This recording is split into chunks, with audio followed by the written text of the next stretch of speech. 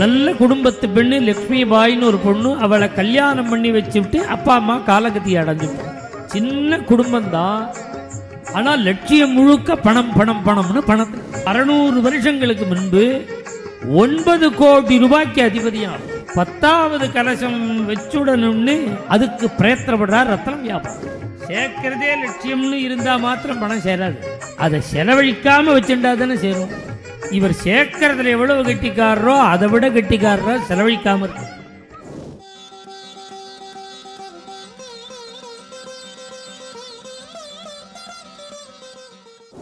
இவர் பிரார்த்தனை பண்ணினபடியே குழந்தை பிறந்தது. அந்த குழந்தைக்கு ஸ்ரீனிவாசன் பேர் வச்சார். உரிய காலத்தில் சம்ஸ்காராதிகள் எல்லாம் பண்ணி உபநயனம் பண்ணி வேதங்கள்லாம் சாஸ்திரங்கள்லாம் சொல்லிக் கொடுத்து அவருடைய தர்மம் என்ன, அவருடைய விருத்தி என்ன, வியாபாரம், ரத்னம் வியாபாரம். இந்த வியாபார தர்மங்களையும் தாசருக்கு சொல்லிக் கொடுத்து நல்ல குடும்பத்து பெண்ணு லட்சுமி பாயின்னு ஒரு பொண்ணு, அவளை கல்யாணம் பண்ணி வச்சுட்டு அப்பா அம்மா காலகதி அடைஞ்சுட்டாங்க. இப்ப தாசருக்கு நல்ல யௌவனம், சின்ன வயசு. லக்ஷ்மி பாயின்னு சம்சாரம், 2 குழந்தைகள். ருக்மணி பாயின்னு ஒரு பொண்ணு, மத்வபதின்னு ஒரு பையன். 2 குழந்தைகள் தான்.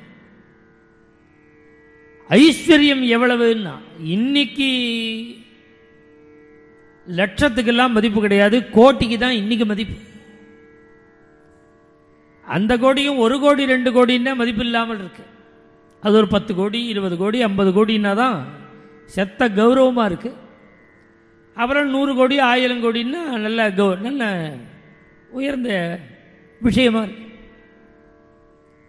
ஆனால் இன்னைக்கு லட்சத்துக்கு மதிப்பு இல்லை. ஒரு 10 வருஷம் முன்னாடி லட்சாதிபதியும்பா, இன்னைக்கு லட்சாதிபதினு இந்த வேடே அஸ்தமிச்சு போச்சு, சொல்றதே இல்லை.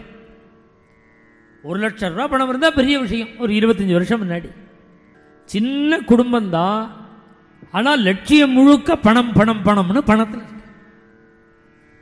தர்மம்னா திரும்பியே பார்க்க மாட்டேன், பக்தினா திரும்பியே பார்க்க மாட்டேன். வியாபாரமோ ரத்னம் வியாபாரம். ஐஸ்வர்யம் எவ்வளவு இருக்குன்னா இன்னைக்கு லட்சத்துக்கு வேல்யூ இல்லை, கோட்டிக்கு தான் வேல்யூன்னு. அதுக்காக இந்த விஷயம் ஆரம்பித்தேன். கோட்டிக்கு தான் வேல்யூன்னு இது இத்தனை விஷயங்கள் அதுலேருந்து தான் சொன்னேன். கோட்டிக்கு இன்னைக்கு வேல்யூ இருக்கு, லட்சத்துக்கு வேல்யூ இல்லை. 500 வருஷம் முன்னாடி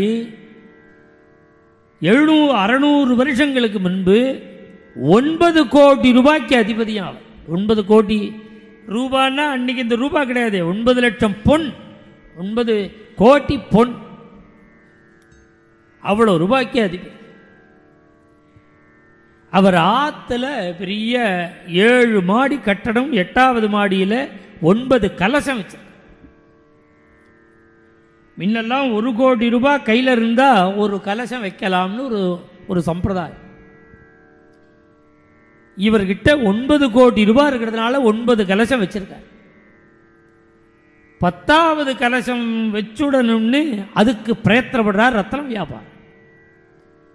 நகைப்பட்டி எடுத்துன்னு கிளம்பினார்னா பெரிய ராஜாங்கங்கள்கிட்ட தான் அவருக்கு வியாபாரம்.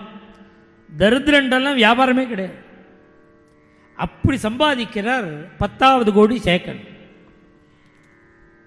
இப்படி சம்பாத்தியம் பண்ணும்பொழுது குடும்ப யோகக்ஷேமம் நடக்கணுமே, அதுக்காக பஜாரில் ஒரு சின்ன பொட்டி கடை மாதிரி ஒரு கடை வச்சு அதில் இந்த 50 ரூபா 100 ரூபாய் ரத்தனங்கள்லாம் வியாபாரம் பண்ணி அதில் வரக்கூடிய வருமானத்தை வச்சுன்னு குடும்ப யோகக்ஷேமம் பண்ண.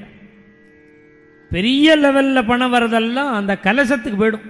10 கோடி சேர்க்கறதுல எப்படின்னா அவர் சேர்க்கிறதே லட்சியம் இருக்கு. சேர்க்கிறதே லட்சியம்னு இருந்தால் மாத்திரம் பணம் சேராது,